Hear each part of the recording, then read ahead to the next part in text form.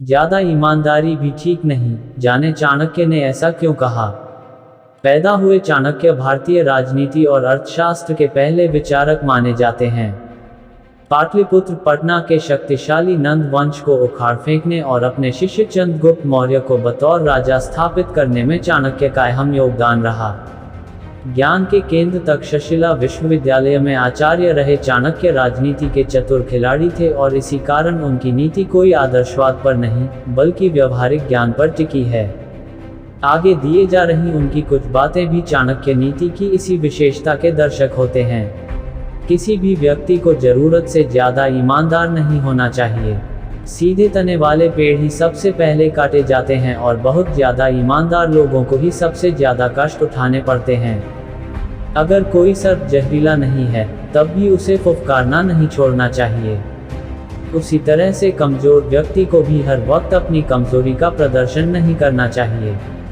सबसे बड़ा गुरु मंत्र, कभी भी अपने रहस्यों को किसी के साथ साझा मत करो, ये प्रवृत्ति तुम्हें बर्बाद कर देगी। हर मित्रता के पीछे कुछ स्वार्थ जरूर छिपा होता है। दुनिया में ऐसी कोई दोस्ती नहीं जिसके पीछे लोगों के अपने हित न छिपे हों। ये कटु सत्य है, लेकिन यही सत्य है। अपने बच्चे को पहले 5 साल दुलार के साथ पालना चाहिए। अगले 5 साल उसे डांट फटकार के साथ निगरानी में रखना चाहिए। लेकिन जब बच्चा 16 साल का हो जाए तो उसके साथ दोस्त की तरह व्यवहार करना चाहिए। बड़े बच्चे आपके सबसे अच्छे दोस्त होते हैं।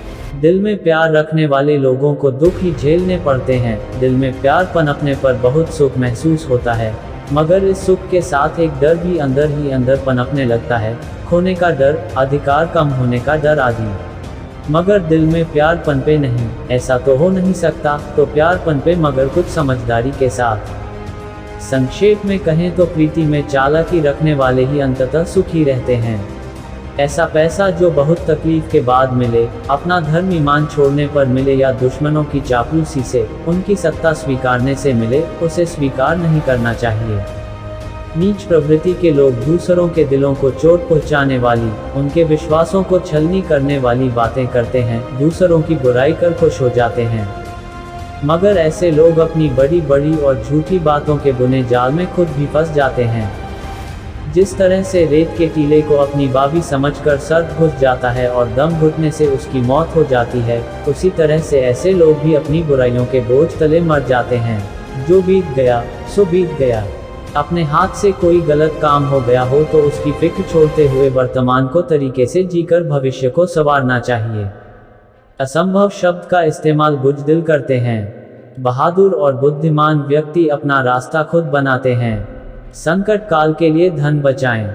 परिवार पर संकट आए तो धन कुर्बान कर दें, लेकिन अपनी आत्मा की हिफाजत हमें अपने परिवार और धन को भी दांव पर लगाकर करनी चाहिए। भाई बंधुओं की परख संकट के समय और अपनी स्त्री की परख धन के नष्ट हो जाने पर ही होती है। कष्टों से भी बड़ा कष्ट दूसरों के घर पर रहना है। जीवन में ये 4 काम अकेले ही करें, कामयाबी कदमों में होगी।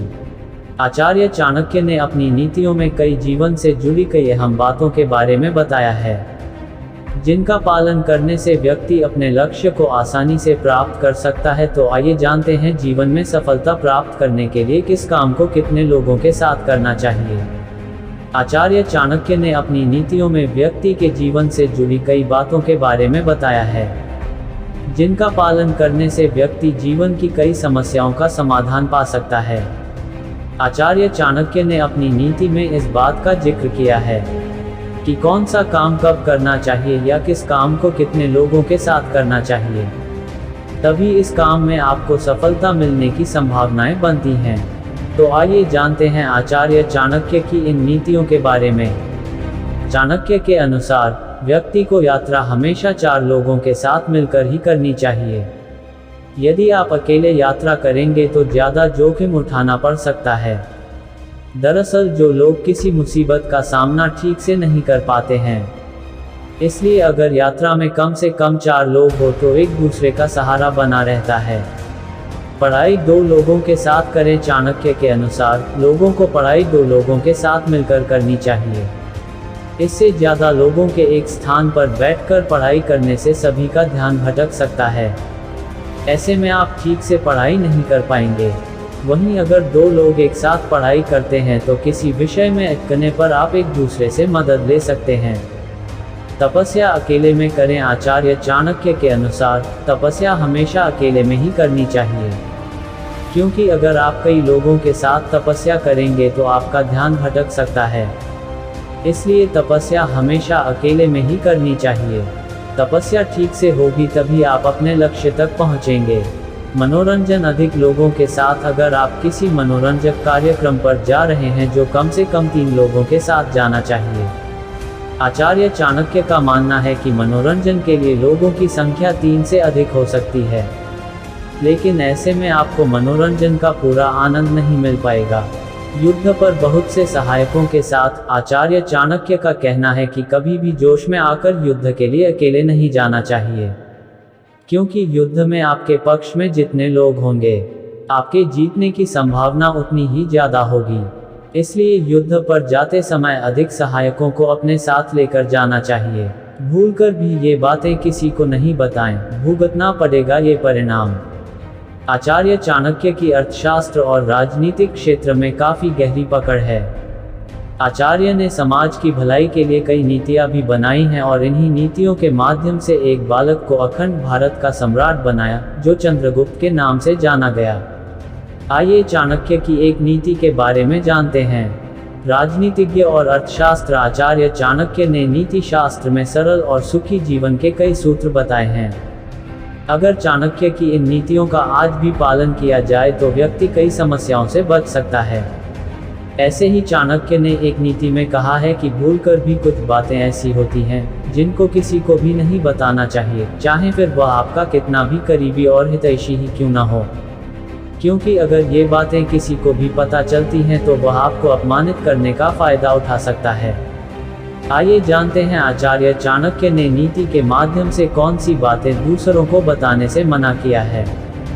गुप्त रखने वाली पहली बात। अर्थनाशम अंस्थापन गृहिणी चरितानि च नीचवाक्यम चापमान मतिमान प्रकाशित। आचार्य चाणक्य ने श्लोक में पहली बात ये बताई है कि कभी भी और किसी को भी अर्थनाशन अर्थात धन की हानि के बारे में किसी को नहीं बताना चाहिए। कई बार धन की हानि होने पर दुखी होकर दूसरों को बता देते हैं, जो कि गलत है, क्योंकि अगर किसी को भी ये पता चल जाए कि आपकी आर्थिक स्थिति खराब हो रही है तो कोई भी मदद नहीं करता है। इसलिए दूसरों को नुकसान बताने के बजाय ये प्रयास करें कि जो नुकसान हुआ है उसको किस तरह पूरा किया जाए। गुप्त रखने वाली दूसरी बात। चाणक्य ने श्लोक के माध्यम से कहा है कि कभी भी किसी को अपने परेशानियों और दुखों के बारे में नहीं बताना चाहिए। अगर आप किसी को अपनी समस्याओं के बारे में बताते हैं तो दूसरे इसका मजाक बना सकते हैं, क्योंकि हर दौर में समाज में कुछ ऐसे लोग होते हैं जो सामने तो अच्छे होते हैं लेकिन पीठ पीछे आपके मन की व्यथा को सुनकर खुश होते हैं। इसलिए अपने दुखों को अपने ही अंदर रखने में ही आपकी भलाई है। गुप्त रखने वाली तीसरी बात। चाणक्य ने आगे कहा है कि अपने घर की महिलाओं के अच्छे और बुरे व्यवहार और लक्षणों के बारे में भी किसी को नहीं बताना चाहिए। समझदार पुरुष वही होता है जो घर की बातों केवल घर में ही रखता हो। अगर आप घर की जरूरी बातें, लड़ाई झगड़े या फिर सुख दुखों के बारे में बताते हैं तो भविष्य में आपको भयंकर परिणाम झेलने पड़ सकते हैं। चाणक्य ने कहा है कि महिला हो या पुरुष, उनके अपने पार्टनर के बारे में भी कभी दूसरों को नहीं बताना चाहिए। गुप्त रखने वाली चौथी बात। आचार्य ने श्लोक के अंत में कहा है कि अगर किसी बुरे इंसान ने आपको गलत शब्द कहे हैं या फिर अपमान किया है तो सबसे पहले उनकी बातों पर ध्यान नहीं देना चाहिए और इस घटना बारे में कभी किसी को नहीं बताना चाहिए। बुरी प्रवृत्ति के इंसान हमेशा दुख पहुंचाने का काम ही करते हैं।